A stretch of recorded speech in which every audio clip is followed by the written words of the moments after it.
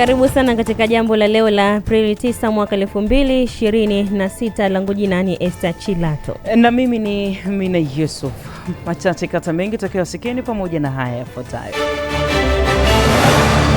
Tukio la msichana umri wa miaka 14 aliyeuawa kikatili na kutupwa vichakani mkoani Tabora. Cheti cha chuo kutumika kama dhamana ya mkopo kwa vijana kupunguza ukosefu wa ajira nchini. Iran yaonya hatari ya mabomu mlango bahari ya Hormuz. Baada ya mechi za ligi kuu leo, kituo kinachofuata ni CRDB Federation Cup.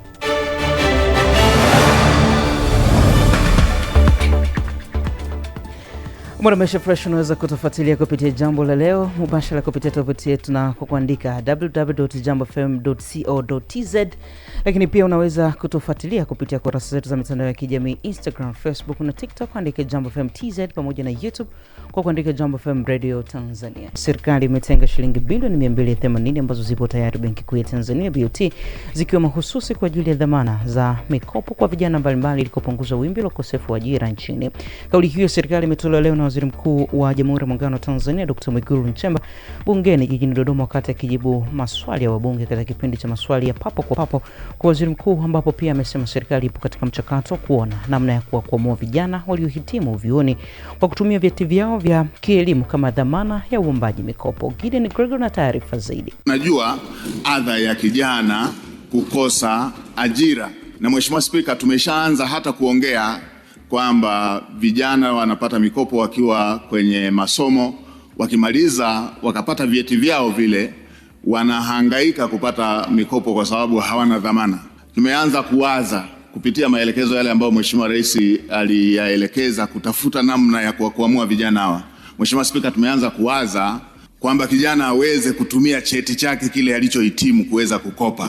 Naye mbunge wa Kisarawe Dr. Selemani Jafo amesema anatarajia kuwasilisha hoja binafsi bungeni yenye lengo la kuja na mpango mahususi wa kushughulikia changamoto za ajira kwa vijana nchini. Tunapotengeneza swala zima la Vision 2025, tuhakikishe tunakuja na program ya part-time employment kwa vijana wetu, ambayo hii tutaweka katika kategori mbili, wale wa diploma na wale wa degree. Na mwenyekiti, naomba Waziri Mkuu wachukue wazo hili. Kila mwaka tuchukue vijana 50,000 wale wa diploma, tuweke angalau allowance ya kulipa shilingi 500,000, na wale wa degree tuwalipe shilingi 700,000, ambao wapate contract za miaka 3. Hesabu hiyo ukichukua wa diploma tuchukue wastani wa 20%, 80% wa degree na kuendelea, ambao kwa vijana 50,000, maana yake tutahitaji vijana 10,000 kwa mwaka na vijana 40,000 kutengeneza idadi ya vijana 50,000, ambao mahesabu yake calculation katika hilo ni sawa na shilingi bilioni 396. Nchi hii kama wabunge hatuwezi kushindwa kufanya maamuzi ya vijana wetu ambao wako mtaani, kuhakikisha kwamba wanapata ajira za mikataba za miaka mitatu. Vijana hawa wataweza tuweze kuwa groom vizuri, ambao wataweza kupata maarifa ya kazi, na tutaondoa frustration kwa vijana. Na kipaumbele, Mheshimiwa Waziri Mkuu akilizia, endapo jambo hili litaridhia, tutaanza na vijana wale wa bodaboda ambao graduates wako mtaani, lakini vijana wengine walimu wanaojitoa katika vyuo vyetu, manesi na madaktari. Sasa hivi tumefanya uwekezaji mkubwa katika miundombinu ya afya na elimu, lakini na sekta zingine. Hili litatusaidia sana kuhakikisha vijana wetu wanapata ajira, na mpango huo wale ambao watapata ajira watakuwa wanaondoka, tunaroli vijana wengine. Kila mwaka tukiwa na garantia ya kuchukua vijana 50,000, tutakuwa tumemsaidia sana Daktari Samia Suluhu Hassan kuwasaidia vijana wa Kitanzania. Katika hatua nyingine, wabunge wameendelea kuchangia bajeti ya ofisi ya Waziri Mkuu, ambapo wameshauri serikali kuandaa mpango mkakati maalumu na wa kudumu wa kukabiliana na uharibifu wa miundombinu ya barabara unaosababishwa na mvua zinazoendelea kunyesha katika maeneo mbalimbali nchini. Niombe sana tuhame sasa, tuanze utaratibu wa kutengeneza barabara za zege katika baadhi ya maeneo. Katika maeneo makorofi utakuta barabara ya kilomita 100, lakini inawezekana watu wanashindwa kupita katika eneo la wastani wa kilomita 1 au 1.5. Maeneo hayo tuainishe, tutengeneze zege, wananchi wetu waweze kupita tuangalie kama kuna mikopo nafuu, serikali ichukue. Mwache habari hii ya kuogopa hivi vitu. Mradi tu muone kwamba hii mikopo haina ufisadi, iko salama, kopeni, barabara hizi zitengenezwe. Hii barabara ya Tanzam ikianzia Dar es Salaam, naomba nishauri serikali itazame matengenezo ya barabara hii kwa njia ya dharura.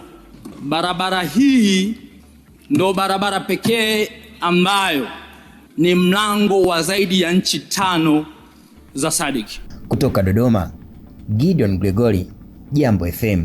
Kimataifa, jeshi la walinzi wa mapinduzi ya Irani limeonya kuhusu mabomu yaliyotengwa kwenye maji katika mlango bahari wa Hormuz, hali inayokwamisha juhudi za kufungua baada ya makubaliano ya kusitisha vita na Marekani. Jeshi la wanamaji la Irani limechapisha ramani inayoonyesha eneo hatari katika mlango bahari wa Hormuz, hasa sehemu zinakopita meli za biashara. Hayo yanajiri wakati Irani ikitishia kuwa itarejea kwenye mapigano kutokana na mashambulizi ya Irani dhidi ya Lebanon. Wakati huo wawakilishi wa Irani wanatarajiwa kuwasili mjini Islamabad baadaye leo kwa ajili ya mazungumzo ya usuluhishi na Marekani yanayosimamiwa na Pakistan. Na jambo la michezo, ligi kuu Tanzania bara imeendelea hii leo kwa michezo miwili katika viwanja viwili tofauti, mechi zote zikiwa ni saa 10 kamili. Mechi ya Tanzania Tukora pale Babati ni Mbeya City dhidi ya Azam Football Club, mechi ambayo imalizika kwa suluhu ya bila kufungana. Vivyo hivyo Arusha kwenye uwanja wa Sheikh Amri Abeid, mechi ambayo alikuwa anacheza ukikutanisha TRA dhidi ya Simba Sports Club, mechi hiyo pia imemalizika kwa suluhu ya bila kufungana. Kituo kinachofuata ni CRDB Federation Cup.